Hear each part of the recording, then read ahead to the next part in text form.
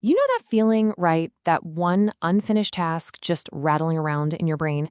It could be a tiny email you need to send, or it could be some huge project. But either way, it just takes up so much more mental space than it should.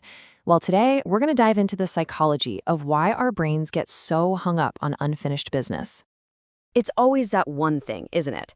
It pops into your head at the most random times, and it feels way more urgent than all the stuff you've actually finished. It's kind of like having a mental browser tab that you just can't seem to close. And as it turns out, there's a really fascinating scientific reason for that nagging feeling. So, that feeling of anxiety, that little mental itch you get from an incomplete task, yeah, that's not just you, it is a real documented psychological phenomenon. And it actually has a name.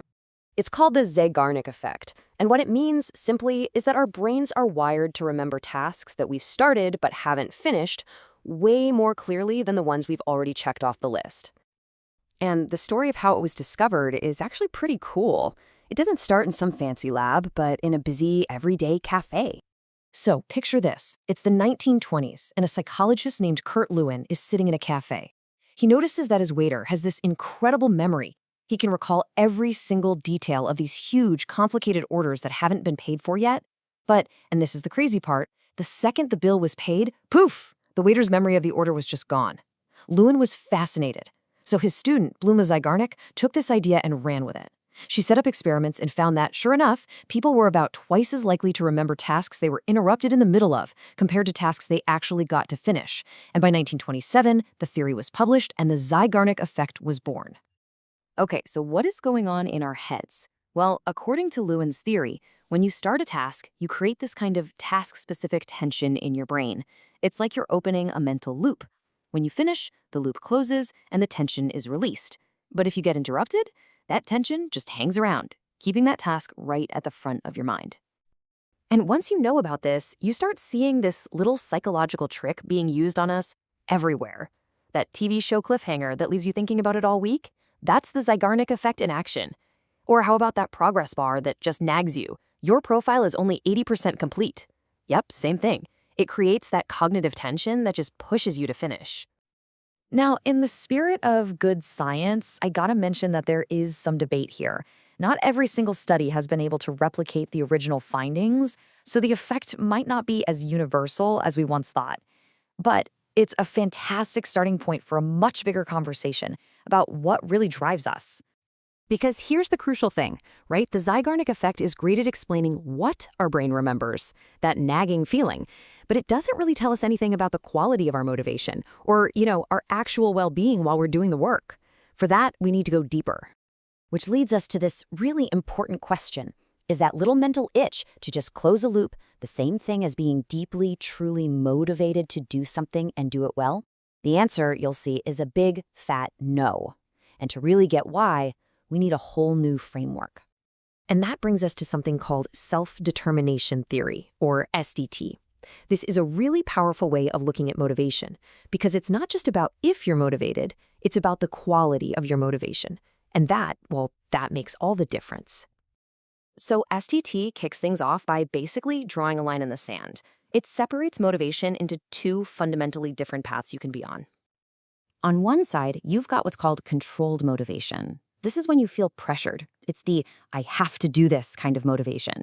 It's all about external things like a paycheck or fear of getting in trouble, or even internal pressure like guilt. Sure, it can work for a bit, but it's a fast track to burnout. But then, on the other side, you've got autonomous motivation. And this is the good stuff. This is the I want to do this motivation. It comes from a real sense of choice, from genuine interest, and because it aligns with your values. This is the fuel for creativity, great work, and just feeling good about what you do. Now, SDT shows us that it's not totally black and white. It's more like a spectrum. Way over on the controlled end, you have external motivation. I'm only doing this for the paycheck. A step in is interjected, which is about your ego, like I'll work late so my boss thinks I'm awesome. But then it starts to become more autonomous with identified motivation. That's when you personally agree that a goal is important. And at the far end, you've got integrated motivation. This is when the task is just part of who you are. Okay, so the billion-dollar question. How do we get more of that high-quality, autonomous motivation? Well, self-determination theory says it all boils down to meeting three basic, universal psychological needs. And I absolutely love the analogy they use here. These aren't just wants or preferences. Think of them as essential psychological nutrients.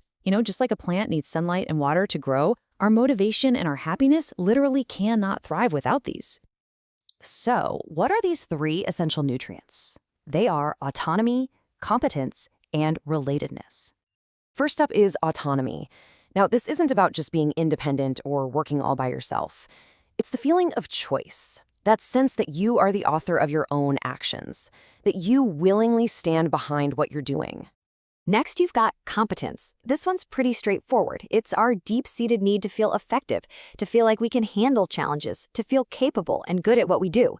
It's that "I got this" feeling. And finally, there's relatedness. This is our fundamental human need to feel connected with other people, to feel like we belong, and to know that we matter to others, and that they matter to us. Okay, so let's put all of these pieces of the puzzle together and see what the whole picture of high-quality motivation looks like. There's a clear pathway here.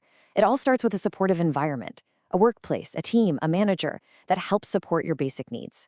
When you feel that sense of autonomy, competence, and relatedness, you naturally develop that high-quality autonomous motivation.